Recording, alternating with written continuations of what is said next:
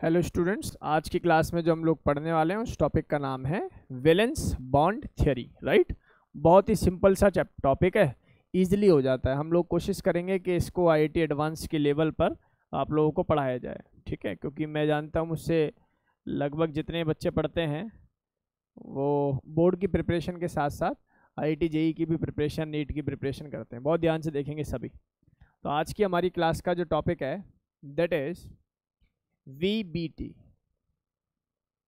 that is valence bond theory. right, it's not band। एक band theory भी है अपने पास, सॉलिड स्टेट क्लास 12th में आती है, last topic valence band theory. Right, पर ये VBT वो वाली VBT नहीं है। ये कौन सी है? पॉली वाली है, या मैं कहूँ कि कोवलेंट बॉन्ड को डिपिक्ट करने वाली है, बताने वाली है। राइट, तो दिस थियोरी एक्सप्लेन क्या क्या बात पता लग कराती है। एक तो ओरिएंटेशन के ऑर्बिटल की ओरिएंटेशन क्या क्या है, राइट, या किस ओरिएंटेशन में कोवलेंट बॉन्ड बनते हैं। और दूसरा, जो आपका कोवलेंट बॉन्ड बना होगा उसकी स्ट्रेंथ क्या है। क्योंकि आप लोग जानते हो जितना ज़्यादा अच्छी ओवरलैपिंग होती है, या मैं बोलूँ जितना अच्छा कोवलेंट बॉन्ड बनेगा उतनी ज़्यादा उसके अंदर क्या होगी, स्ट्रेंथ होगी।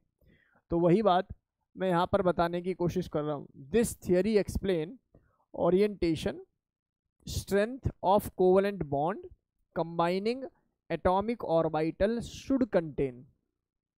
ये कह रहे हैं जो आप ऑर्बिटल को कंबाइन कर रहे हैं, ओवरलैप कर रहे हैं, उसके लिए कंडीशन क्या है बेटा? They have unpaired number of electron और opposite spin of the electron. Unpaired number of electron तो होने ही चाहिए। इसके अलावा जिससे आप लोग मान लो एक ऑर्बिटल है और एक दूसरा ऑर्बिटल है, एक का अगर इलेक्ट्रॉन की स्पिनिंग अपवर्ड है तो दूसरे की कहाँ होनी चाहिए, डाउनवर्ड। ये सीधा सा एक रूल है बॉन्ड बनाने के लिए, ठीक है। तो अकॉर्डिंग दिस थ्योरी क्या बताती है? स्ट्रेंथ और orientation of A covalent bond. और कोवलेंट बॉन्ड के बनाने के लिए एटॉमिक ऑर्बिटल्स के पास क्या होने चाहिए? अनपेयर्ड नंबर ऑफ इलेक्ट्रॉन, और यहाँ पर मेरे पास opposite spin of the electron की प्रेजेंस होनी चाहिए। राइट, चलिए भाई इधर आ जाइए। अब सवाल उठता है, सर ये बॉन्ड कितने तरीके के बन सकते हैं? तो सबसे पहला तो आप लोग अपने दिमाग में रखें कि कोवलेंट बॉन्ड के अंदर सबसे पहला जो बॉन्ड बनता है दैट इज सिग्मा बॉन्ड। कौन सा बॉन्ड? सिग्मा। दूसरा बॉन्ड भी पाई बॉन्ड है। अगर तीसरा बनेगा ना, मान लो एक ही मॉलिक्यूल है, पहला सिग्मा बन गया, दूसरा पाई बनेगा, तीसरा भी पाई बनेगा, ये आप लोग जानते हैं ये पहले से, ठीक है। लेकिन एक बॉन्ड और भी है ना, देखो इसकी पुष्टि ना अभी हुई नहीं है कि जेईई एडवांस में है या नहीं। आपको पता है इस साल भी जेईई एडवांस ने अपने सिलेबस को बढ़ा दिया है, ठीक है ना। कुछ टॉपिक्स के अंदर कुछ नए भी चीज़ें जो हैं डाल दी गई हैं, जिसका नाम है डेल्टा बॉन्ड, ठीक है। बहुत ध्यान से इस बॉन्ड को भी सीखने की ज़रूरत है। ऑल दो एग्जाम्पल याद रहे, या मेटल क्लस्टर याद रहे, या आपको इवन बॉन्डिंग पैरामीटर भी याद रहे इसके, तो भी काम चल जाएगा, ठीक है। बहुत ध्यान से देखिए। बाकी more focus on sigma and pi bond. See, sigma bond को एक्सियल ओवरलैपिंग से बनाते हैं। अब एक्सियल ओवरलैपिंग हो या फिर हेड ऑन एवर ओवरलैपिंग हो, इसका मतलब ये है, मान लो एक ऑर्बिटल ये है और एक ऑर्बिटल ये है। अगर ये अपने सर से सर मिला लें, भाई सर पैर सर पैर, सर से सर मिला लें, तो इसको हम लोग क्या बोल देते हैं? Head on overlapping. क्लियर? क्या मेरी बात समझ में आ गई? सर क्या ऐसे भी तो सर मिल रहे हैं? नहीं, ये हेड ऑन नहीं है, ये पैरेलल ओवरलैपिंग है, लेटरल ओवरलैपिंग है। राइट, तो सबसे पहली बात आपको अपने जीवन में क्या पता होनी चाहिए? इसको एक्सियल ओवरलैपिंग, इसको हेड ऑन ओवरलैपिंग के नाम से भी हम लोग क्या करते हैं, जानते हैं। जबकि पाई बॉन्ड की अगर मैं बात करूं तो इनको हम लोग बोलते हैं पैरेलल, या मैं बोलूं साइड वाइज ओवरलैपिंग। इसका तीसरा नाम जो है वो लेटरल ओवरलैपिंग भी है। क्या है? Lateral overlapping, side wise overlapping और पैरेलल ओवरलैपिंग। चलो सर, बात तो समझ में आ रही है, सीधी सीधी सी आपने बात बताई है। चलिए आगे मूव करते हैं। एक बात करूं डेल्टा बॉन्ड की, तो डेल्टा बॉन्ड भी एग्जाम्पल है किसका? साइड वाइज ओवरलैपिंग का ही। डेल्टा बॉन्ड भी एग्जाम्पल है किसका? साइड वाइज ओवरलैपिंग का, ठीक है। इसलिए बहुत ध्यान से देखेंगे सभी। इसके बाद sir how can we distinguish these three bond? तो आप लोगों को याद होना चाहिए, पता होना चाहिए, जब ओवरलैपिंग करता है कोई एक ऑर्बिटल, सुन लो ध्यान से, समझ लो सभी बच्चे समझें, overlapping of one lobe of each combining orbital. बहुत सुंदर बात कही है। सिग्मा बॉन्ड जो बनता है वो ऐसे बनता है, मानो एस का यहाँ है और एस का यहाँ है, तो एस का एक ही लोब है, एस का एक ही लोब है जिसने ओवरलैपिंग की। क्या मेरी बात समझ में आ रही है नहीं आ रही? अब जैसे और सिग्मा बॉन्ड बनने की पॉसिबिलिटी होती है, मान लो ये पी का एक ऑर्बिटल है बेटा जी, जिसको आप डम्बेल बोल देते हो, और ये दूसरा है। इसमें भी आप लोग क्या ऑब्जर्व कर रहे हो? सर यहाँ भी एक लोब ये रही और एक लोब ये रही, लेकिन अकेले की अगर मैं बात करूंगा तो ऑब्वियसली एक एक लोब ही क्या हो रही है बेटा, इन्वॉल्व हो रही है इनटू द बॉन्डिंग। क्लियर है? अगर मैं इंडिविजुअली ऑर्बिटल की बात करूंगा तो एक एक लोब ही इसके अंदर क्या होती है, इन्वॉल्व होती है। चलो सर, आपकी ये बात भी हमें समझ में आ गई। अब मैं पता ये इन बातों पर जोर क्यों देकर पढ़ाता हूं, मेंस और एडवांस में बस इतना ही अंतर होता है कि जब मेंस पूछेगा तो पूछेगा इसके अंदर कितने पाई बॉन्ड है, और जब एडवांस पूछेगा तो पूछेगा कितने लोब से बना हुआ है। केवल इतना अंतर है। और जिसको ये डेटा केवल एक एक्स्ट्रा लाइन ही तो है, अगर आपको एक भाई पूरा तो पढ़ना ही है, ये सच्चाई है कि अगर हर स्टूडेंट को केमिस्ट्री पढ़नी है, हर को फिजिक्स पढ़नी है, मैथमेटिक्स पढ़नी है, जो भी साइंस बायो बैकग्राउंड से हैं उनको सभी अपने सब्जेक्ट पढ़ने हैं। जो भी आपने सब्जेक्ट पढ़ लिया बस उसका 10% और अच्छा कंटेंट पढ़ लोगे तो वही एंट्रेंस हो जाता है। ठीक है ना? तो इसलिए बहुत ध्यान से चीज़ों को समझें। अब सर ये दो लोब वाली बात भी हमें घटना समझ में आ गई है। अब यहाँ पर जो सर ने लिखा है ना, इसको बात को अभी के लिए अपने दिमाग में रख लें, रनिंग क्लास के अंदर इसको सीखेंगे।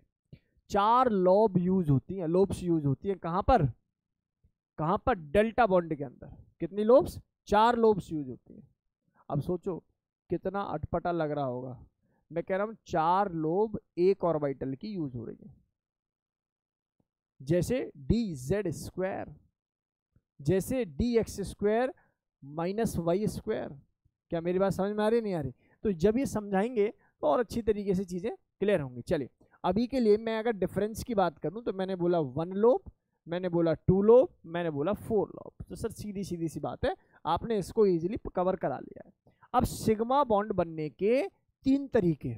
सबसे पहली बात, अगर कहीं आंख खोलकर तुम्हें एस सबशेल दिख जाए, एस के थ्रू बॉन्ड बनेगा। अब चाहे वो पी से बने, चाहे फलाने से बने, चाहे ढिकाने से बने, वो बॉन्ड हमेशा सिग्मा ही होगा। क्लियर मेरे भाई? अब चाहे बॉन्ड एस एस का हो, चाहे एस पी का हो, ये बॉन्ड हमेशा क्या बनने वाला है, सिग्मा ही बनने वाला है। तो सर की ये दोनों बात हम लोगों को क्लियर हो गई। बात करूं पीपी की, सर जो पीपी बॉन्ड है यानी कि पी सबशेल है, वो सिग्मा भी बना देता है और पाई भी बना देता है। सिग्मा कब बना रहा होगा? जब वो ऐसे आए। और पाई कब बना रहा होगा? जब वो ऐसे आए। क्या बात समझ में आई या नहीं आई? तो जब सिग्मा बॉन्ड बनता है तो हेड ऑन ओवरलैपिंग होती है, इसलिए मैंने यहां पर इसको इन्वॉल्व कर लिया है, पीपी ओवरलैपिंग। पाई बॉन्ड की बात कर लें भाई, पाई बॉन्ड में ये पी पाई यानी कि पी के ऑर्बिटल का पी से ही बॉन्ड बन जाना। जैसे मैं आपसे बोलूं एक फ्लोरीन का एटम है, अब फ्लोरीन का इलेक्ट्रॉनिक कॉन्फ़िगरेशन लास्ट में होता है 2p5, और ये दूसरे फ्लोरीन के एटम से रिएक्ट कर जाए तो ये क्या हो जाएगा बेटा, 2p5। तो इसका मतलब इसके p x में, y में, z में एक इलेक्ट्रॉन आपको लगाना पड़ेगा लास्ट में, ऐसे ही वहां भी लगाना पड़ेगा। तो इनके बीच में जो बॉन्ड हुआ होगा इसको मैं क्या बोलूंगा, इसको मैं बोलूंगा p सिग्मा बॉन्ड।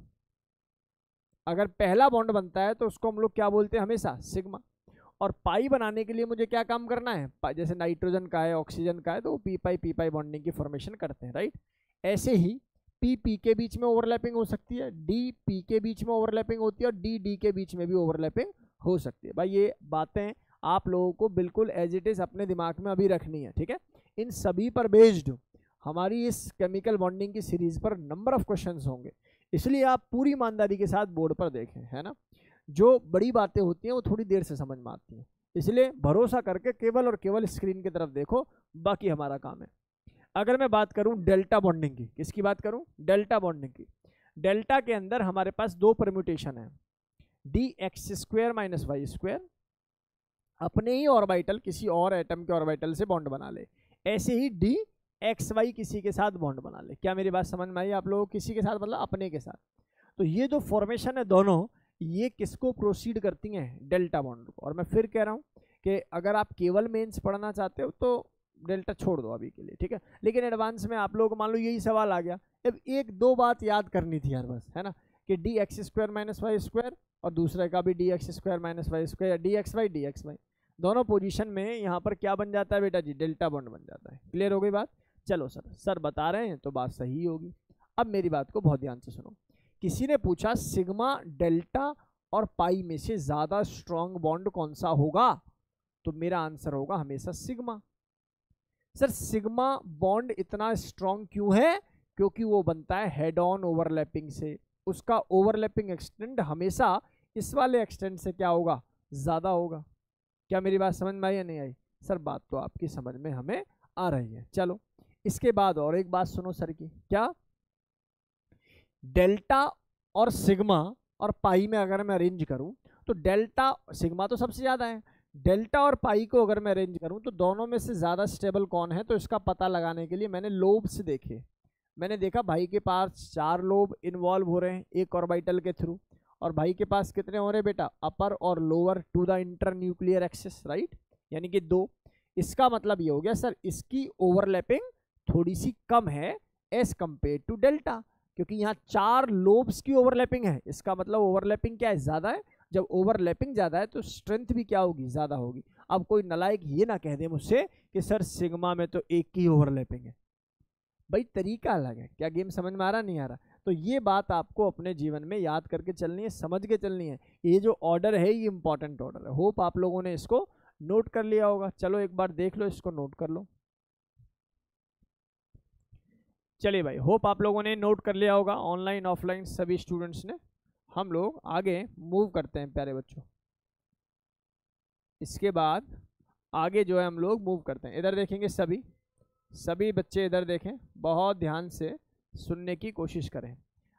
कुछ 2-4 बातें हैं जो पेपर में कभी नहीं पूछी जाती, लेकिन ऑर्बिटल कंपोजिशन के लिए बहुत ज़रूरी है, ठीक है। बहुत ध्यान से सुनेंगे सभी और सीखने की कोशिश करें प्यारे बच्चों। सबसे पहली बात क्या कह रहे हैं सर? सबसे पहली बात है तो कुछ बड़ी ही बात होगी, सबसे पहली बात है तो कुछ बड़ी ही बात होगी। वो कोई बड़ी बात नहीं है, बहुत ध्यान से सुनो। मैं कह रहा हूँ सिग्मा बॉन्ड कैसे बनता है ये बताइए मुझे। आपने कहा सर सिग्मा बॉन्ड बनता है जब हेड ऑन ओवरलैपिंग होती है। मानो ये एस है, कौन है ये? एस। मान लो 1s है, मान लो हाइड्रोजन है और दूसरा भी हाइड्रोजन है। तो मैं आज ये बात जानता हूँ कि हेड ऑन ओवरलैपिंग अगर मैं इसकी करूँगा तो ये वाला पार्ट जो है ओवरलैपिंग में इन्वॉल्व है, इसको मैं बोलता हूँ कौन सा बॉन्ड? Sigma bond. पहली कंडीशन, हाँ या ना? एक बात और बतानी है, सुन लो। एक बात और सुन लीजिए भाई सभी बच्चे। यहाँ पर एक टर्म यूज होती है जिसका नाम है इंटर न्यूक्लियर एक्सिस। क्या नाम है? Inter nuclear axis. ऐसे कह दिया जाता है कि सिग्मा बॉन्ड के अंदर इंटर न्यूक्लियर एक्सिस पर ही ऑर्बिटल इन्वॉल्व होने चाहिए, ठीक है। पाई में ये पिक्चर उल्टी हो जाती है। अभी समझाते हैं कैसे। तो मैंने आपको बोला कि सर एक कंडीशन तो ये थी जो आपने बताया, एक कंडीशन सर ये भी तो हो सकती है। क्या सर? देखो बेटा ये फेस ना पॉजिटिव पॉजिटिव, इसको बोलते हैं कि जो पॉजिटिव और नेगेटिव जो साइंस होते हैं ये वेव फंक्शन को जो है रिप्रेजेंट कर रहे होते हैं, क्योंकि आप लोग जानते हो ऑर्बिटल की जो फिजिकल सिग्निफिकेंस है वो वेव से ही है, राइट। इधर आइए सभी। मैंने आपको बोला एक एस ऑर्बिटल और एक पी। अब मानो मुझे सिग्मा बॉन्ड बनाना है। सर ये एस ऑर्बिटल है, कोई दिक्कत वाली बात नहीं है। सर इसका फेस कैसा होता है? प्लस होता है। और यहाँ पर मुझे पी ऑर्बिटल की ओवरलैपिंग करा देनी है। मुझे बताइए अगर मैंने यहाँ पर नेगेटिव लिख दिया तो क्या ये बॉन्ड बनेंगे? कभी भी नहीं। कंस्ट्रक्टिव इंटरफेरेंस तभी होगी जब ये पॉजिटिव पॉजिटिव एक साथ होंगे, हाँ या ना? तो इसका मतलब ये जो फॉर्मेशन होगी अगेन एस और पी वाला क्या बना देगा बेटा जी? सिग्मा बना देगा। तीसरी कंडीशन क्या हो सकती है सर? तीसरी कंडीशन क्या थी? पी की। वो क्या होगा बेटा? सर मानो ये पी है और ये भी पी है। अब आप देख पा रहे हो कहाँ पर ओवरलैपिंग हुई है। अब बताइए मुझे, अगर ये मैंने प्लस और ये माइनस लिख दिया तो भैया ये वाली बात भी मुझे प्लस और ये वाली बात मुझे क्या लिखनी पड़ेगी? माइनस लिखनी पड़ेगी। बोलो कोई डाउट है यहाँ तक? तो सर ये जो बॉन्ड बनेगा ना इसका नाम भी क्या है? सिग्मा। सर एक बात दिमाग में आ रही है, बताएं क्या? देखो जरा ध्यान से प्यारे बच्चों। एस जो ऑर्बिटल होता है ना, ये बात मैंने पहले भी कही है कि नॉन डायरेक्शनल होता है, हाँ या ना? मतलब कि इसकी कोई एसएच डायरेक्शन नहीं होती। क्योंकि इलेक्ट्रॉन का डिस्ट्रीब्यूशन इक्वली होता है पूरे एटम के ऊपर या पूरे ऑर्बिटल के ऊपर, राइट। जबकि पी को मैं क्या बोलता हूँ बेटा, इसकी पर्टिकुलर डायरेक्शन होती है, यानी कि ये डायरेक्शन लेस है, नॉन डायरेक्शनल, और इसकी एक पर्टिकुलर डायरेक्शन होती है। सुनो, काम की बात सुनो, मैं क्या कह रहा हूँ, मैं कह रहा हूँ ये जो पिक्चर है ना एस ऑर्बिटल, ये हमेशा एक सिमेट्री को प्रोसीड करता है। कैसा है, सिमेट्रिकल है। और जबकि पी अगर मैं बात करूं, मान लो मुझे पी बनाना बेटा, आओ सुनो सुनो सुनो सुनो भाई, पी का मतलब क्या है, पी का मतलब सर ऊपर प्लस या नीचे माइनस है ना, या वाइस वर्सा।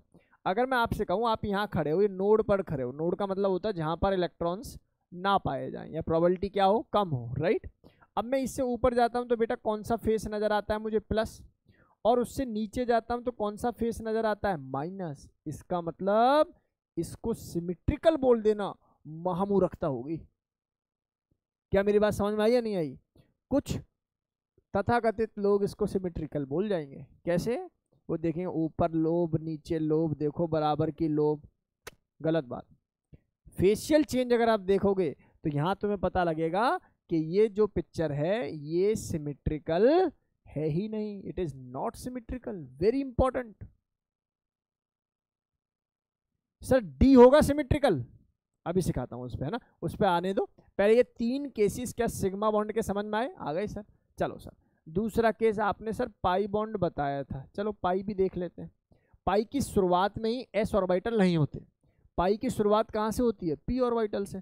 चलो सर आप कह रहे हो पाई बॉन्ड बना लेंगे तो बना लेंगे। देखो ये है मेरे पास कौन, ये है मेरे पास एक पी ऑर्बिटल, है ना। कौन सा ऑर्बिटल? अच्छा सुनो, कुछ देख मतलब समझ रहे हो ना, मैंने ये बात बोल दी है, लिखी नहीं है।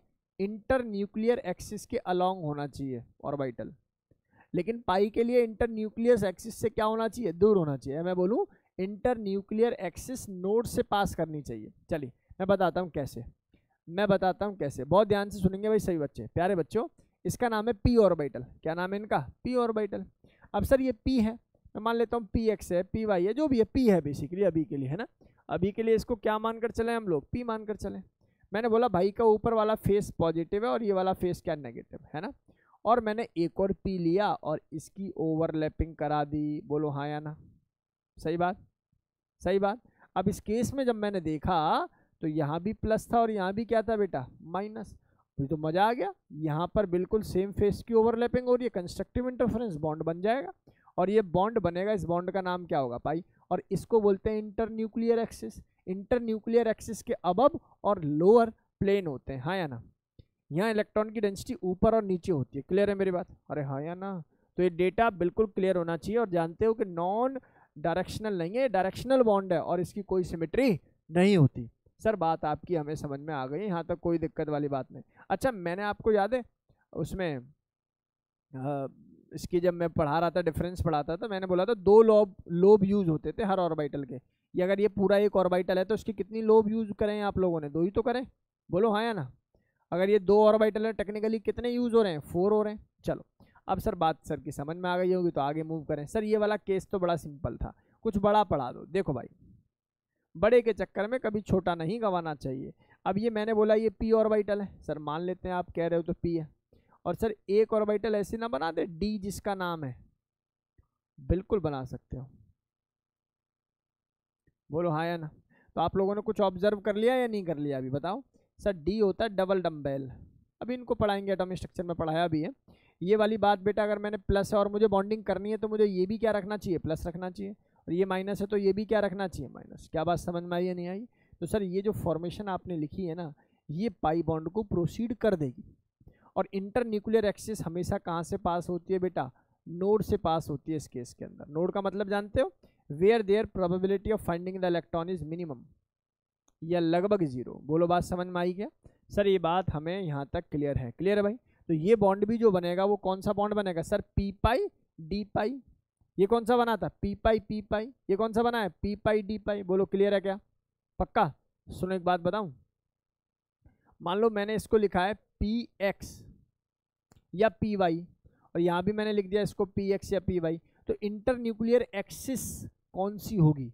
तो सर अगर ये एक्स लिखा है ना, अगर ये एक्स लिखा है तो आप यहाँ पर क्या लिखेंगे? या तो वाई लिखें या जेड लिखें। क्या बात समझ में आ रही नहीं आ रही? क्योंकि सर ये वाली एक्सिस क्या होनी चाहिए, इसके अपोजिट होनी चाहिए। जबकि यहाँ पर अगर मैंने इसको पी एक्स लिखा है तो बेटा ये वाली एक्सिस भी क्या होनी चाहिए थी, एक्स ही होनी चाहिए थी। क्या मेरी बात समझ में आई या नहीं आई? Inter nuclear axis sigma bond के अंदर वही होती है जो कि ओवरलैपिंग ऑर्बिटल की एक्सिस है, और जहां पाई बन जाता है वहां वो ये केस जो है बदल जाता है। चलो सर आप बता रहे हो तो बात मान लेते हैं। सुनो भाई ध्यान से सुनो, एक बात बता रहा हूँ प्यारे बच्चों, ये डी ऑर्बिटल ना कुछ ऐसा होता है, ऐसा बताते हैं कि ऐसा होता है, मान भी लो ऐसा होता है, ठीक है भाई। अगर मैं इसकी पॉजिटिव नेगेटिव डायरेक्शन की बात करूं प्यारे बच्चों, तो ऐसा बताया जाता है ये माइनस है तो ये प्लस है, सही है, और ये अगर प्लस है तो ये पिक्चर क्या है बेटा जी, माइनस है। ऐसे ही बताया जाता है इसकी, जो आप लोग इसका वो पढ़ोगे, लूप पढ़ोगे तो यही वैल्यू आती है। मुझे बताओ एक छोटी सी बात बताओ, क्या इसकी कोई डायरेक्शन है? आप कहोगे यस सर, ये डायरेक्शन लेस तो नहीं है जैसे एस है, तो सर डायरेक्शन है तो क्या कोई सिमिट्री है? तो सिमिट्री चेक करते हैं। सर हम यहाँ खड़े थे सर, यहाँ से अंदर गए तो नेगेटिव पोल आया, इससे सर इधर बैक मारा तब भी नेगेटिव आया, मतलब सिमिट्री। यहाँ गए तो ये प्लस आया और तब बैक मारा तो क्या मिला, पॉजिटिव ही मिला। इसका मतलब क्या हुआ प्यारे बच्चों? इसका मतलब ये हुआ कि जो डी सबशेल होते हैं, डी ऑर्बिटल्स जो होते हैं, they are symmetrical, they are symmetrical. Are you getting my words or not? भाई काम की बात बता दी है मैंने। क्या बताया मैंने? पी जो है वो अनसिमिट्रिकल है, डी जो है वो सिमिट्रिकल है, और एस भी क्या है, सिमिट्रिकल है, ठीक है ना। चलिए अब सर बात समझ में। सर एक लास्ट केस और समझा दो सर इसका, फिर इसको खत्म करो सर, क्योंकि ये बच्चा गिरी है। देखो भाई डी डी ओवरलैपिंग को और समझा दे। देखो डी ऐसे बनता था, हाँ सर डी ऐसे बनता है, बिल्कुल बनता है, आपसे बने ना बने लेकिन कुछ ऐसे ही होता है। ओहो भाई बात समझ में आई क्या? समझ रहे हो ना? एक डी डी तो यहाँ पर ओवरलैपिंग दिखाई दे रही होगी, और दोनों के फेस मुझे क्या करने होंगे बेटा, ये प्लस है तो ये भी प्लस, ये माइनस है तो ये भी माइनस, ठीक है। तो ये डेटा सभी को समझ में आ गया। चलिए एक सवाल बताइए, मुझे बताओ क्या बॉन्ड बनेगा इस सवाल के अंदर, क्या बॉन्ड बनेगा, मेरा ये सवाल है, ठीक। इधर देख, ये भाई पॉजिटिव और ये भाई नेगेटिव है, और मैं ला रहा हूँ अपना एस, एस मैंने जबरदस्ती यहाँ घुसाई दिया है, और ये प्लस है, बताओ बॉन्ड बनेगा? सर कैसे सर, बॉन्ड तो बनना चाहिए सर, जब जब ऑर्बिटल ओवरलैप होते हैं तो बॉन्ड बनेगा, और मेरा भी ऐसा मानना है कि बॉन्ड बनेगा, लेकिन बॉन्ड स्टेबल ही नहीं रह पाएगा, जितना कंस्ट्रक्टिव होगा उतना ही डिस्ट्रक्टिव हो जाएगा। Sir how? देखो जरा बेटा, ये प्लस था, प्लस ने ओवरलैपिंग की प्लस के अंदर, ये देखो बन गया बॉन्ड, और प्लस ने ओवरलैपिंग कर ली किसके अंदर, माइनस के अंदर, ये देखो घट गया बॉन्ड। बोलो हाँ या ना? मतलब तुम बनोगे उससे पहले तुम्हें घटा दिया जाएगा। क्या बात समझ में आ रही है, नहीं आ रही? तो यहाँ जो फॉर्मेशन है, यहाँ पर कोई बॉन्ड फॉर्मेशन नहीं होगी प्यारे बच्चों। तो इसलिए जब इसकी डेफिनेशन दी थी तो बोला था, वीबीटी ने ओरिएंटेशन बताई, ये बताया कि ऐसे आएगा तो बॉन्ड बनेगा, ऐसे नहीं कि किसी भी डायरेक्शन में कोई भी ऑर्बिटल मिलेंगे तो बॉन्ड फॉर्मेशन हो जाएगी। Are you getting my words or not? Sir बात आपकी समझ में आ गई है? देखिए मैं फिर कह रहा हूँ, मैं तुम्हें समुद्र के अंदर उतारने वाला हूँ अभी अगले 5-6 मिनट के अंदर, इसलिए मन को बिल्कुल शांत करके बैठिए, और ये बात सोच कर बैठिए कि जो पढ़ा रहा हूँ उसमें से सिलेक्शन हो जाएगा, है ना। आप ये सोचिए 80% से ऊपर जो बच्चा होता है ना, मतलब 20% कंटेंट अगर ठीक से पढ़ लिया जाए, तो नॉर्मल कंटेंट जो सब पढ़ा 20% का गेम है, 20% कंटेंट अगर ईमानदारी से पढ़ लिया जाए ना, सिलेक्शन है। वही आईआईटी बॉम्बे से कॉल, आईआईटी रुड़की से कॉल, दिल्ली से कॉल, ये सब लोग तुम्हें बुलाने पर उतारू हो जाएंगे, राइट। बस इंतजार करो उस पल का जब चीज़ें आपके लिए क्रिस्टल क्लियर हो। चलिए मैं शुरू करता हूँ। अब मेरे पास 3 चीज़ें आ गई, क्या बॉन्ड बनेगा या नहीं बनेगा, ठीक है। ये बात किस बात पर डिपेंड करेगी कि ओवरलैपिंग करने वाले ऑर्बिटल कौन से थे और इंटरन्यूक्लियर एक्सिस कौन सी थी। क्लियर भाई? तो 3 पैरामीटर आए, क्या क्या? पहला क्या बोलते हैं पैरामीटर कौन सा होगा, ऑर्बिटल्स, दूसरा होगा इंटरन्यूक्लियर एक्सिस, और तीसरा क्या होगा बेटा जी, तीसरा होगा सर बॉन्ड पाई बनेगा, सिग्मा बनेगा, डेल्टा बनेगा, क्या बनेगा, वो सारा डेटा समझने की कोशिश करते हैं। देखो भाई मैं आगे वाले पेज पर मूव कर रहा हूँ, चाहो तो आप लोग स्क्रीनशॉट ले लीजिए भाई, क्योंकि अभी आप लोगों की हालत खराब होने वाली है। आ जाओ भाई, let's move on the game, है ना। चलो देखो जरा ध्यान से, इधर आ जाइए भाई सभी बच्चे, प्यारे बच्चों इधर देखिए सभी। कुछ डाउट आ रहा है क्या किसी का? सर अगर शेयर्ड एरिया बॉन्ड पॉजिटिव का ज़्यादा एज कम्पेयर टू नेगेटिव, हाँ तो बॉन्ड की फॉर्मेशन होगी, फिर बिल्कुल होगी आदित्य, लेकिन वो स्टेबल बॉन्ड नहीं होगा।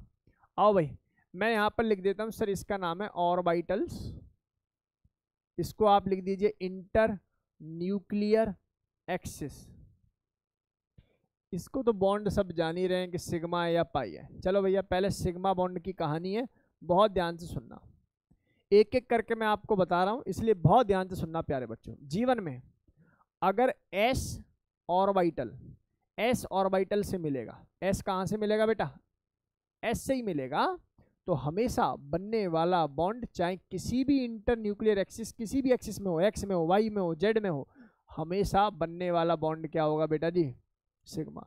क्योंकि भैया आप एक बात बताओ, एस तो स्पेरिकल है, लगा लो एक्स कहाँ है, वाई कहाँ है, जेड कहाँ है, हर डायरेक्शन में एस मिलेगा आपको, हाँ या ना भाई? सेंटर पॉइंट पे एस घुमा दो, अब जितना एक्स में उतना वाई में उतना जेड में, तो इसका मतलब किसी भी इंटर न्यूक्लियर एक्सिस में एस के थ्रू बनने वाला बॉन्ड हमेशा क्या रहता है? सिग्मा रहता है। चलो सर मान लेते हैं एक एस का और ये पी एक्स है, ऐसा कन्वेंशन है कि जो पहला पी बॉन्ड बनाता है वो जेड बनाता है, पी जेड, लेकिन ये केवल और केवल मानी हुई बातें, अब ज़्यादा माथे पे मत चढ़ाना इस बात को, ठीक है ना?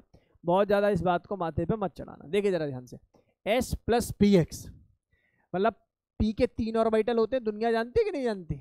पता लगे हम लोग कुछ भी पढ़ा रहे हैं, हमारे बच्चे कह रहे हैं सर पी में कितने ऑर्बिटल होते हैं, तो भाई ये तो मतलब समझ रहे हो ना, ये डेटा हमसे सहन नहीं होगा भाई, फिर ये बातें हम लोग सहन नहीं कर पाएंगे, ऐसा कुछ होता है जीवन में। चलो देखो, एस और पी एक्स जब ये आपस में मिले तो एस तो बेटा स्पेरिकल है, उसकी कोई डायरेक्शन नहीं, और पी एक्स आके रिएक्ट कर रहा है।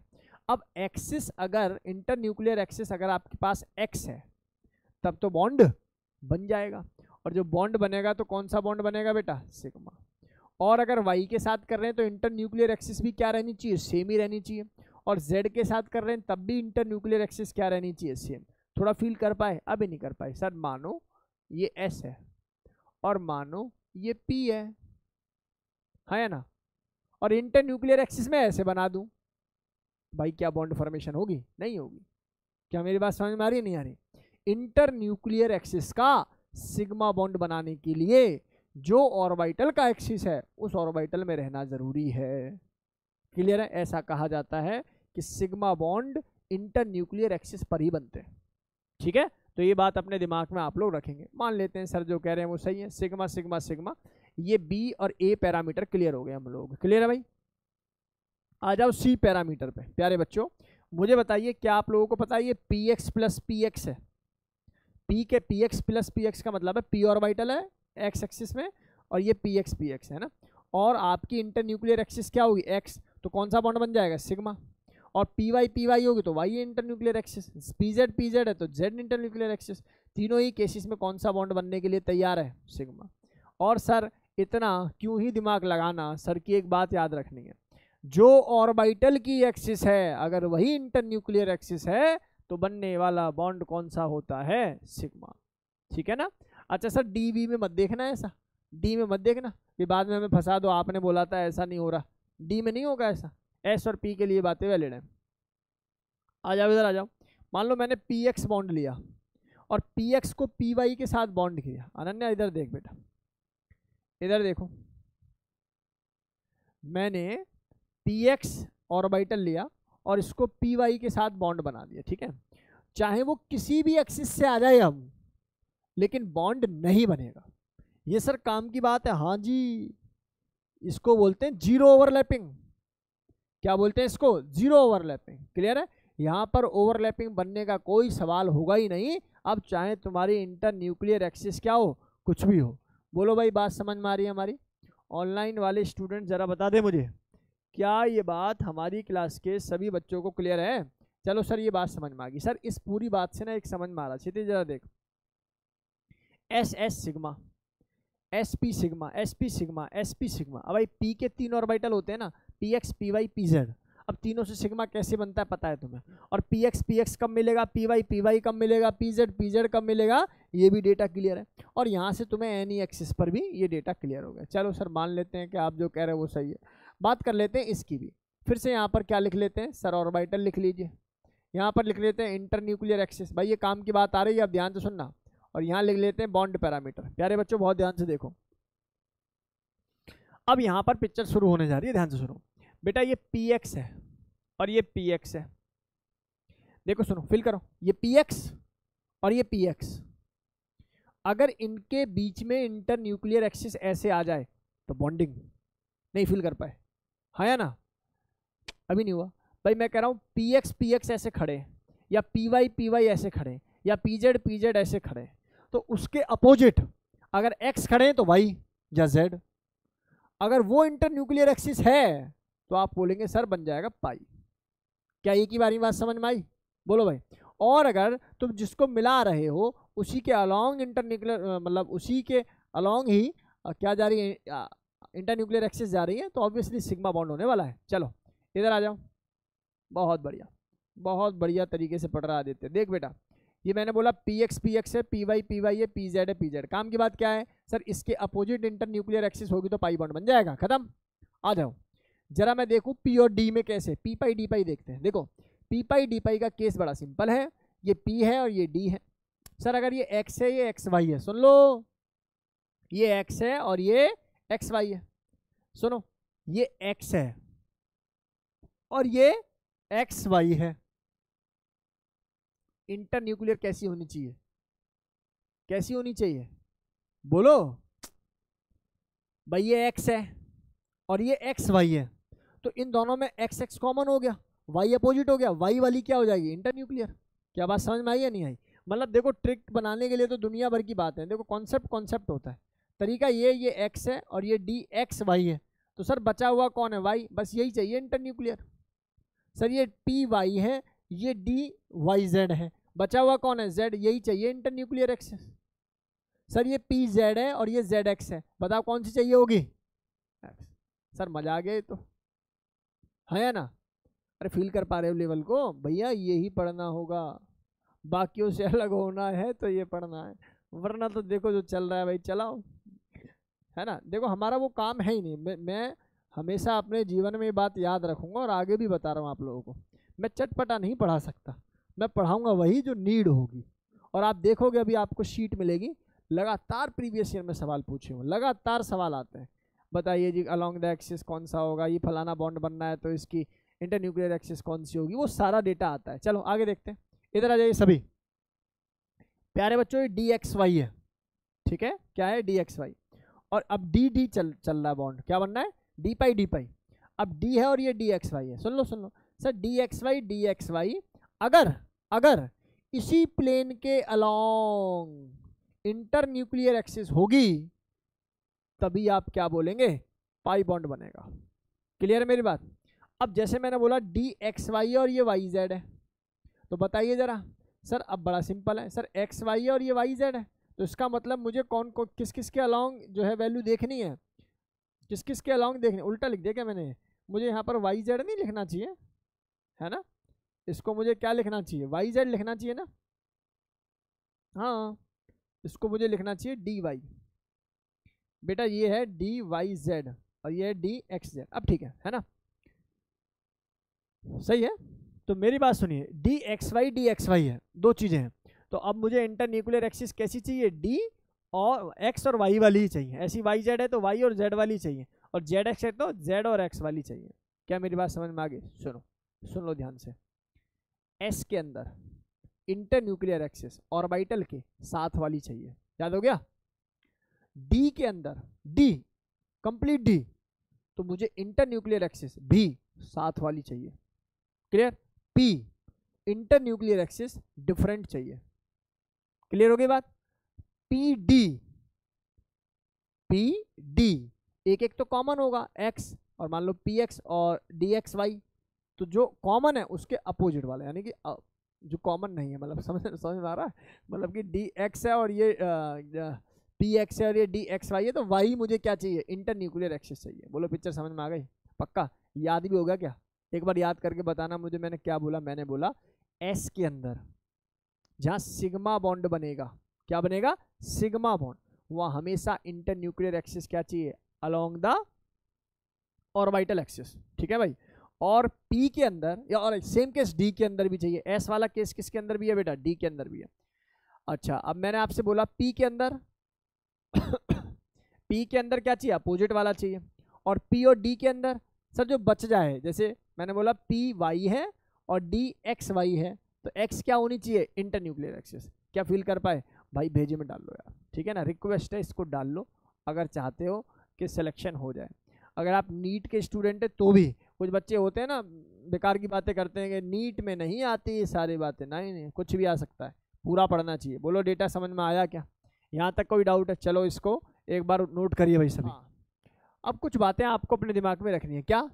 For a strong covalent bond. अब देखो इसमें जो सवाल आता है ना, या तो पूछेगा कितने सिग्मा कितने पाई, बच्चागिरी के सवाल तुम जानते हो, एक सिंगल बॉन्ड एक sigma, double bond sigma pi, triple bond sigma pi pi, है ना।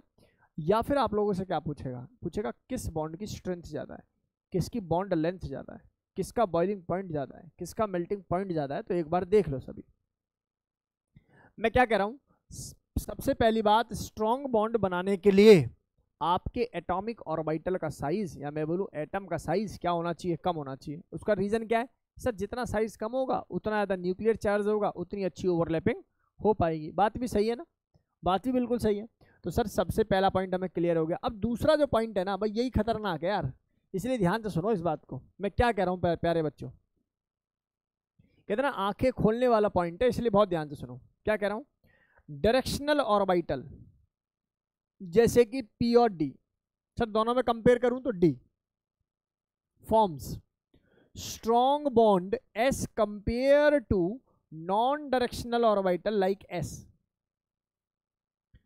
फील करो, कोई तुमसे कहे S का कोवेलेंट बॉन्ड P के कोवेलेंट बॉन्ड से कमजोर होगा तो आप लड़ जाओगे। आप कहोगे पता है हमने पूरा पीरियोडिक पढ़ा है, S सबसेल न्यूक्लियस के क्लोज होती है, और जो क्लोज होगी उसकी बॉन्डिंग स्ट्रांग होगी। और ये पॉइंट क्या कह रहा है? ये पॉइंट कह रहा नहीं, डायरेक्शनल की स्ट्रेंथ ज्यादा होगी। अब उसका लॉजिक सुन लो। उसका लॉजिक ये, देखो जो तुम P ऑर्बिटल बनाते हो, जैसे जैसे लूब का साइज बड़ा होता जाता है वैसे वैसे इलेक्ट्रॉन डेंसिटी उसके कॉर्नर की तरफ मूव करने लगती है। और जो ओवरलैपिंग होती है आप देखते हो कहाँ से होती है? कॉर्नर से ही तो होती है भाई। मान लो ये P ऑर्बिटल है, फील करो भाई, ये P ऑर्बिटल है, तो यहाँ से हुई तो होगी ओवरलैपिंग दूसरे के साथ, हाँ या ना? कि यहाँ से हो जाएगी बीच से, यहीं से होगी, और इलेक्ट्रॉन की डेंसिटी को आगे करके चलता है। इसका मतलब इलेक्ट्रॉन की डेंसिटी कॉर्नर पर मैक्सिमम, बॉन्डिंग स्ट्रेंथ मैक्सिमम। क्या फील कर पाया? पक्का? किसी ने भी ये बोल दिया कि साइज वो न्यूक्लियस के पास होता है इसलिए ज़्यादा है, तो गलत। देखो पीरियड डिफरेंट हो जाए, पिक्चर डिफरेंट है, period different no doubt, size different हो जाता है, लेकिन अगर सेम ही एटम है और आपसे पूछ रहा है 1s और 1p, ऑल्दो मतलब ऐसे बोल देना चाहिए मुझे 2s और 2p, किसकी बॉन्डिंग, या मैं बोलूँ किसके अंदर कोवेलेंट बॉन्ड स्ट्रेंथ मैक्सिमम होगी, तो मुझे 2p बोलना पड़ेगा। फिर मैंने बोला because the electron is concentrated in a specific direction only. Clear? अब देखो जो नीचे रिलेशन लिखा हुआ है ना भाई, ये 100% रिलेशन है, इसलिए ध्यान से सुनो। सर ने बोला हुआ है कि जो बॉन्ड स्ट्रेंथ है it is directly proportional to extent of overlapping. Bond strength is directly proportional to extent of overlapping. कितनी हद तक ओवरलैपिंग हुई है, यही बॉन्ड स्ट्रेंथ है। सही भी है, देखो ये ओवरलैपिंग करने जा रहे हैं, ये देखो टच किया है, बस स्ट्रेंथ कमजोर होगी ऑब्वियसली, थोड़ा ज़्यादा चले जाएं और थोड़ी सी बड़ी, और अगर और ज़्यादा चले जाएं तो अब स्ट्रेंथ क्या हो जाएगी भाई? मैक्सिमम हो जाएगी। सेम केस ऑर्बिटल का भी है, लेकिन याद रखना स्ट्रेंथ के बढ़ाने के चक्कर में न्यूक्लियस से आगे ओवरलैपिंग मत दिखा देना, पता लगे मोर देन 50% ओवरलैपिंग दिखा रहे हो आप लोग। मोर देन 50% का मतलब न्यूक्लियस के अंदर इलेक्ट्रॉन चले गए, है ना। डाल्टन बाबा बुरा मान जाएंगे, सारे जितने भी साइंटिस्ट आए सब बुरा मान जाएंगे फिर तो, हाँ या ना। तो वो बातें हम लोगों को नहीं कहनी जो गलत हो जाए, ठीक है ना, जिसपे तुम्हें नोबेल प्राइज मिल जाए। चलो, bond strength is directly proportional to extent of overlapping which is inversely proportional to size. सुनो भाई, सुनो, देखो यहाँ गड़बड़ होती है। हम लिखने के लिए तो लिख देते हैं it is inversely proportional to size, लेकिन नहीं बताते कि जब तक वैलिड है, जब तक लॉन पेयर ना हो या सेम हो। जैसे ही लॉन पेयर आया पिक्चर बदलेगी। सर जगह जगह एक्सेप्शन है, केमिस्ट्री में क्या करें। देखिए एक ही काम होता है केमिस्ट्री पढ़ने का, पेशेंस के साथ पढ़ें, और केमिस्ट्री साथ नहीं छोड़ती, बिल्कुल वफादारी के साथ काम करती है। Bond strength is directly proportional to extent of overlapping which is inversely proportional to size. याद रहे साइज के इनवर्सली आप तभी मानना जब लॉन पेयर सेम, या मैं बोलूँ लॉन पेयर हो ही ना हो तो सेम हो। और ये जो बात लिखी है, वाह वाह वाह वाह, मतलब अपनी तारीफ खुद ही कहने वाली बात है। डायरेक्शनल करेक्टर के डायरेक्टली प्रोपोर्शनल है कौन, बॉन्ड स्ट्रेंथ। चलो चेक कर लेते हैं प्यारे बच्चों। इधर देखना भाई, बोर्ड की तरफ देखो, बोर्ड की तरफ देखिए। समय आ चुका है आप लोगों को कुछ बेहतरीन कंटेंट देने का। Arrange into the order of their bond strength. Bond strength में अरेंज कीजिए सर। इसका period number 1, subshell S, nucleus के क्लोज, समझ में आ रहा है। अब यहां देखा तो ये 2s सर एस ही है, लेकिन नंबर ऑफ सेल बढ़ गई, इसका मतलब दूरी बढ़ गई, दूरी बढ़ गई तो साइज बढ़ गया, साइज बढ़ गया तो स्ट्रेंथ कम हो गई, ऐसे समझ लो। अदरवाइज आप लोग जानते हो जो 1s होता है उसकी स्टेबिलिटी ऑब्वियसली ज्यादा होती है as compare to 2s as compare to 3s। भाई यहाँ एस में ही कंपेयर हुआ, मैं बार बार बता रहा हूँ, पता लगे कोई बच्चा नाराज हो जाए, आप यहाँ कुछ बता रहे हो यहाँ कुछ बता रहे हो। नहीं भाई, मैं कह रहा हूँ ये एस का रिलेशन है, तो सर नो डाउट इसकी जो स्ट्रेंथ है वो ज्यादा होगी क्योंकि न्यूक्लियस के क्लोज है, हाँ या ना। यहाँ आ जाओ, मैंने बोला ये 2s है, ये 2s है, समझ में आ रहा होगा। मैंने बोला ये 2s है, ये 2p है, फिर मैंने बोला ये 2p है, ये 2p है। बता सबसे ज्यादा स्टेबिलिटी किसके अंदर होगी, सबसे ज्यादा स्टेबिलिटी किसके अंदर होगी। अब एक बच्चा क्या कहेगा, सर 2s न्यूक्लियस के क्लोज, न्यूक्लियस के क्लोज तो मैक्सिमम स्टेबिलिटी। लेकिन अपना बच्चा क्या कहता है पैरा क्लासेस का, वो जानता है कि ये p ऑर्बिटल आ चुका है। कौन आ चुका है, p ऑर्बिटल, जिसकी क्या होती है डायरेक्शन, और डायरेक्शन होने की वजह से इसके अंदर stability maximum, because we know that the directional character is directly proportional to bond strength. इसका मतलब सर दुनिया के लिए आंसर कुछ भी हो, हमारे लिए आंसर यही होगा, बोलो हाँ या ना।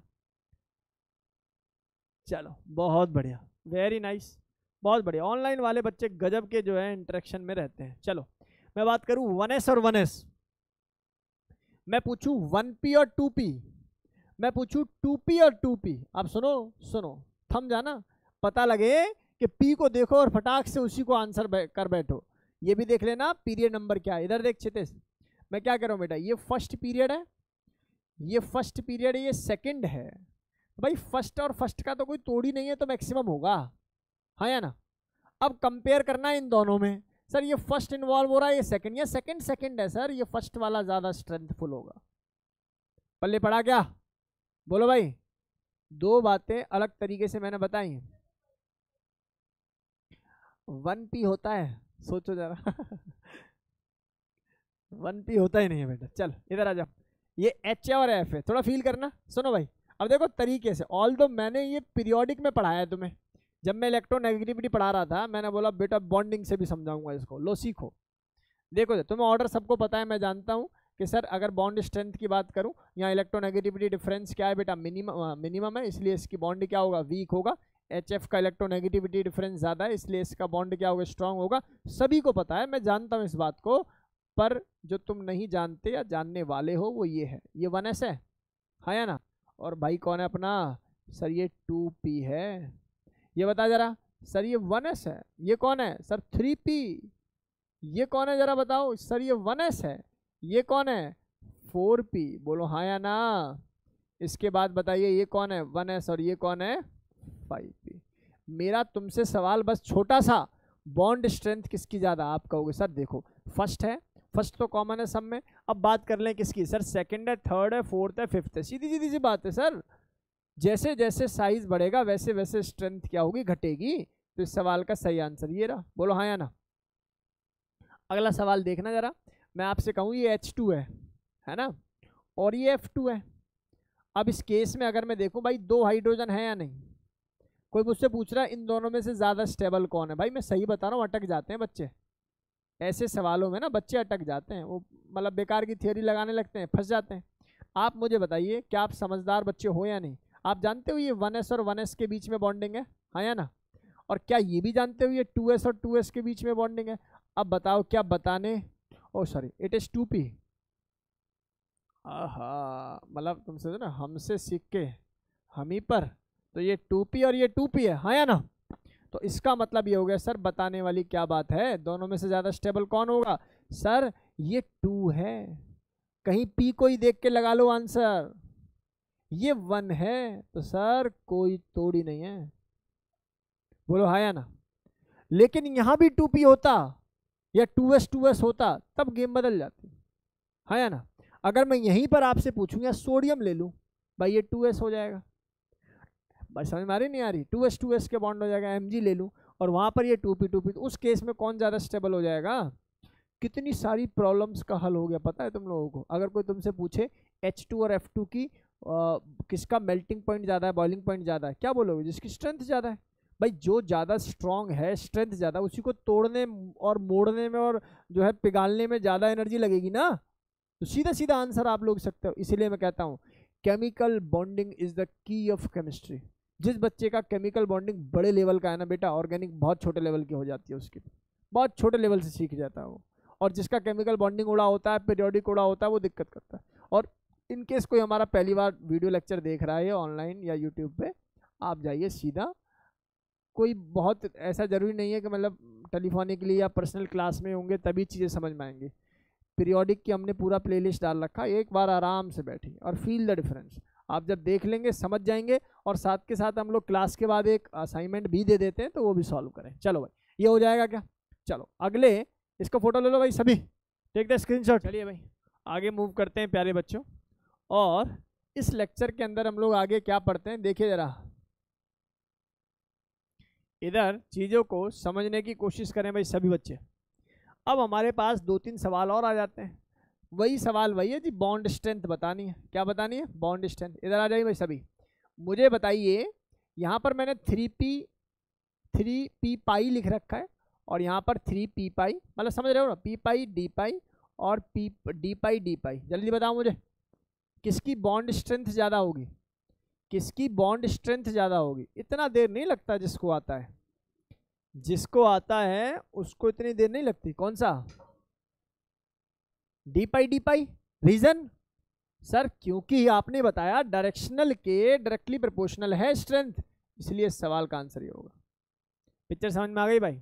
अगला सवाल देखना बेटा, ये F2 है, ये Cl2 है, ये Br2 है, I2 है। दो करेक्टर बताने, एक है बॉन्ड स्ट्रेंथ और एक है बॉन्ड लेंथ।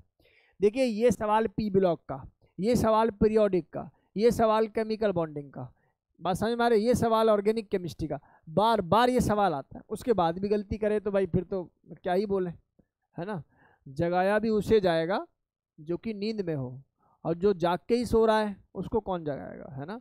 तो सीधी सीधी सी बात है कि जब बार बार चीज़ें आ रही हैं तो आप लोगों को खुद से भी थोड़े एफर्ट्स लगाने होंगे। चले भाई इधर आओ, इधर देखो भाई सभी, इधर आ जाओ सभी, इधर आओ। मैंने बोला ये फ्लोरीन है, ये क्लोरीन है, ब्रोमीन है, आयोडीन है। सर वही वाला मेथड क्यों ना लगा दें? कौन सा? सर वही जो आप बता रहे थे। क्या बता रहे थे? आप बता रहे थे कि सर ये F है और ये F है। अब दोनों के पास देखें तो सर ये भी 2p और ये भी 2p, हाँ या ना? भाई यहाँ देखोगे तो ये पिक्चर क्या आ जाएगी? 3p। यहाँ देखोगे तो ये पिक्चर क्या आ जाएगी? 4p। सर इस मेथड से अगर मैं देखूं तो मेरा आंसर क्या होना चाहिए? मेरा आंसर होना चाहिए सर F2 ज़्यादा, then Cl2, then Br2, then I2। आप सोच रहे हो कि ये आंसर होगा, पर नहीं होगा। इस सवाल का सही उत्तर क्या होगा? इस सवाल का सही उत्तर होगा सर यहाँ पर सबसे पहले Cl2, उसके बाद Br2, उसके बाद कहीं जाके F2 और फिर लास्ट में जाके I2। अब उसका लॉजिक, उसका रीजन सुनने की कोशिश करोगे। ये मैंने बताया बॉन्ड की स्ट्रेंथ। क्या बताया बच्चों? Bond strength. देखो अभी आपकी आंखें और खोल दूंगा मैं इसमें, इधर आ जाओ सभी। एक बात बतानी है, जैसे फ्लोरीन है ना बेटा, एक्चुअल में क्या होता है फ्लोरीन के पास, आप लोग जानते ही हो, वैलेंस जो शेल है उसके अंदर कितने इलेक्ट्रॉन होते हैं 7, और बेचारे का साइज भी छोटा है। तो दूसरे वाले फ्लोरीन के साथ बॉन्ड तो बना लिया लेकिन स्टेबिलिटी नहीं आ पाई। क्यों? क्योंकि सर ये जो लॉन पेयर भाई साहब है ना, ये इतने सारे जो लॉन पेयर हैं ये जबरदस्त तरीके से आपस में लड़ते रहते हैं, और लड़ने की वजह से, रिपल्शन की वजह से ये बॉन्ड टूट जाता है, या मैं बोलूँ जल्दी टूट जाता है। जब बॉन्ड जल्दी टूटेगा तो आपको कम एनर्जी देनी पड़ेगी ना इसको तोड़ने के लिए। इसका मतलब बॉन्ड डिसोसिएशन एनर्जी, या मैं बोलूँ बॉन्ड की स्टेबिलिटी क्या हो जाएगी? कम हो जाएगी। क्या ये बात समझ में आई आप लोगों को? सर ये तो महा बेसिक चीज़ है। एक बात बतानी है आप लोगों को, देखो बॉन्ड स्ट्रक्चर का ऑर्डर कुछ भी हो, लेकिन जब ऑर्डर बॉन्ड लेंथ का आएगा ना, जब ऑर्डर बॉन्ड लेंथ का आएगा ना, तो प्यारे बच्चों आंसर गलत मत कर देना। अगर हमें तुम सच में ही अपना बेस्ट केमिस्ट्री टीचर मानते हो तो उसका तरीका क्या है बेटा जी? यही ऑर्डर आना चाहिए। जिसने ये सोच लिया कि सर फ्लोरीन की बॉन्ड लेंथ क्या हो जाएगी? कम हो जाएगी। क्यों?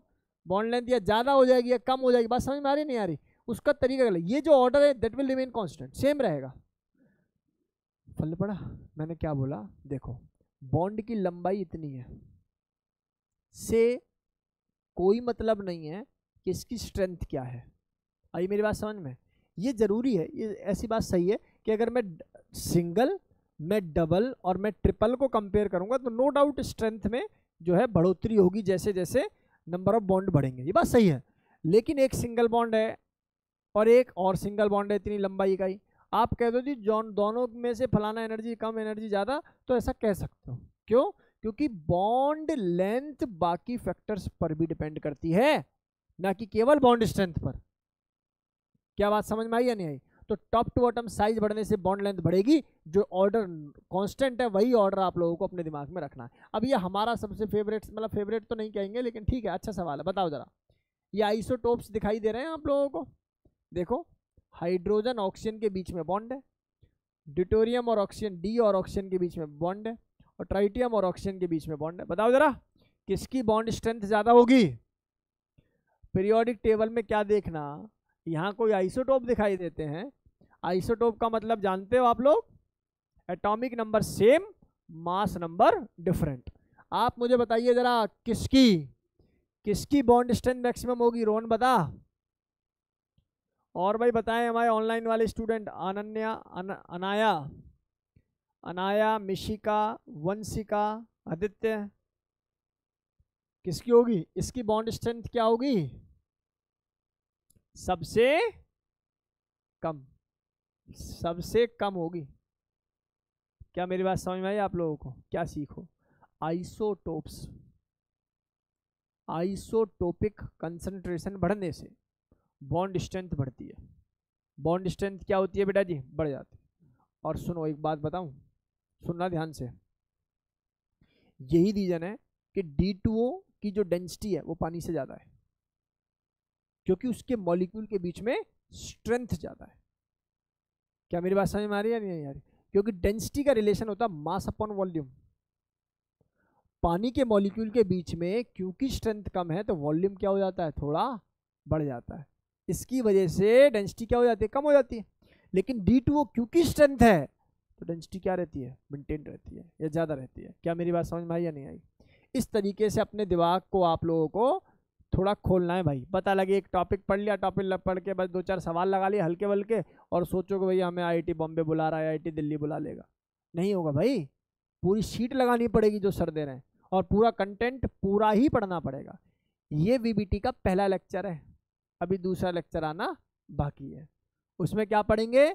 उसमें पढ़ेंगे कि एक्चुअल में जो BF3 है हमें दिखाई देता है BFFF, हमें दिखाई देता है जैसे 3 सिग्मा बॉन्ड है, तो उसमें हम पढ़ेंगे इन 3 में से कितने SS हैं, कितने PP हैं, कितने SP हैं। क्या मेरी बात समझ में आ रही नहीं आ रही? तो उस टाइप का डेटा हम लोग नेक्स्ट क्लास के अंदर पढ़ेंगे। उससे पहले एक बात बता देते हैं, कुछ इंपॉर्टेंट एक्सेप्शंस हैं उनको समझ लीजिए। ऑल दो मैंने ये बात अपनी बातों में पढ़ाई दी है कि जो NN सिंगल बॉन्ड है, सुन लो इस बात को याद रखना, जीवन में बहुत घूम रहे हैं आजकल, कौन? Single bond. ठीक है, तो जो ये सिंगल बॉन्ड है, एन सिंगल बॉन्ड है, I am not talking about the triple bond, मैं ट्रिपल बॉन्ड के बारे में बात ही नहीं कर रहा, मैं कह रहा हूं नाइट्रोजन का जो सिंगल बॉन्ड है, it is weaker than phosphorus single bond. आई बात समझ में? फॉस्फोरस के बॉन्ड से ये पिक्चर क्या है? वीकर है। सर यहाँ आपका रूल ना वॉलेटेड है, क्यों सर? नाइट्रोजन ना होता है 2p सर, वो होता है नीचे वाला 3p। आप कह रहे थे कि जो 2p है वो न्यूक्लियस के क्लोज है, दोनों pp है, तो उसके अंदर स्ट्रेंथ क्या होनी चाहिए? ज़्यादा। मैं सही कह रहा हूँ, लेकिन सेकेंड पीरियड के साथ एक दिक्कत है, क्या? साइज छोटा, लॉन पेयर, इलेक्ट्रॉनिक रिपल्शन ज़्यादा, बॉन्ड ब्रेक, मतलब स्ट्रेंथ कम, जो कि एक्सेप्शन में काउंट होगा। क्या पिक्चर समझ में आई या नहीं आई? सेकेंड पीरियड के साथ मैं ऑक्सीजन की बात कर सकता हूँ, मैं नाइट्रोजन की बात कर सकता हूँ, मैं फ्लोरीन की बात कर सकता हूँ। क्या मेरी बात समझ में आ रही नहीं आ रही? इस केसेस के अंदर वो 2p 3p वाले गेम आपका बदल जाएगा। ठीक है, इधर आ जाओ।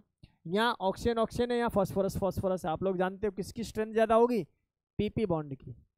pp बॉन्ड की स्ट्रेंथ क्या होगी? ज़्यादा।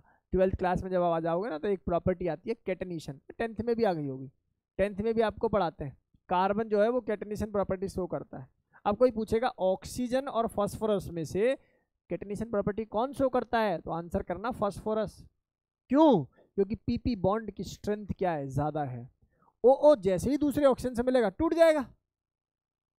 नहीं बात समझ में? क्योंकि स्ट्रेंथ क्या है? कम है। तो ये भी अपने दिमाग में रख सकते हैं। आओ जरा बात कर लें भाई किसकी? फ्लोरीन। ये बात रीजन मैंने बता दिया। Why the strength of ClCl is more और why the strength of FF bond is less? क्यों? क्योंकि सर फ्लोरीन का साइज क्या होता है जी? स्मॉल होता है। साइज स्मॉल, तो लॉन पेयर का जो रिपल्शन होता है, या इलेक्ट्रॉन पेयर का रिपल्शन होता है, बढ़ जाता है। रिपल्शन बढ़ने से बॉन्ड की जो स्ट्रेंथ होती है वो घट जाती है। बोलो पिक्चर क्लियर है? यहाँ तक का डेटा हमारी क्लास के सभी बच्चों को क्लियर है भाई? बताइए, ऑनलाइन ऑफलाइन सभी स्टूडेंट से पूछ रहा हूँ, बातें क्लियर हुई भाई? आदित्य, मिशिका, देवांश, अनाया, निकुंज, चलिए ऐसा मानकर चल रहा हूँ कि जो मैं बोल रहा हूँ वो आपके दिमाग में जो है आ रहा होगा, है ना? जो मैं बोल रहा हूँ वो आपके दिमाग में आ रहा होगा। चलिए लास्ट के 2 मिनट। आजकल हमारे एक टीचर है, उन्होंने बोला कि सर आप जो है ना बहुत बोरियत से पढ़ा रहे हो, थोड़ा बहुत जो है बच्चों को मोटिवेट कर दिया करो। आजकल के बच्चे कंटेंट से जो है ज़्यादा आकर्षित नहीं होते, ऐसा है क्या? चलो आज के लिए 0 मोटिवेशन। चलो thank you so much to all of you, bye bye.